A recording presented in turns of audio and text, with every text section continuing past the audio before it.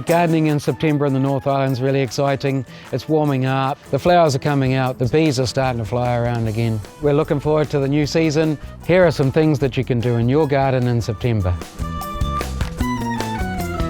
In September there's plenty of things to plant in the garden. Lavenders are the flavour of the month. They like well-drained soil and full sun. Loved for their fragrant flowers in lavender, pink, white and green. They attract bees and other beneficial insects.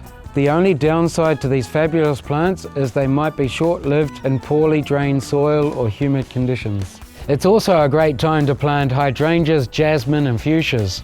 With their stunning coloured flowers, there's plenty in store to choose from. If you don't know what to do in the garden, come into the store and we've got some experts that'll set you straight.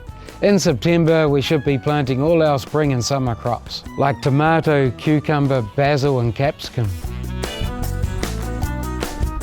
September's a great time to harvest. We've got tamarillos, limes, lemons, avocados and mandarins.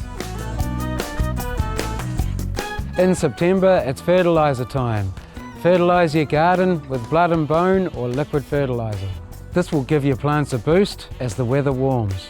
It's a good time to sow seed to create new lawns or repair existing ones. This is a great time to mulch the garden. It protects the soil. Pull weeds before applying the mulch and it'll stop them growing.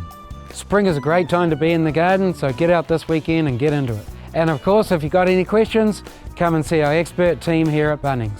Click here for more garden advice or here to go back to the website.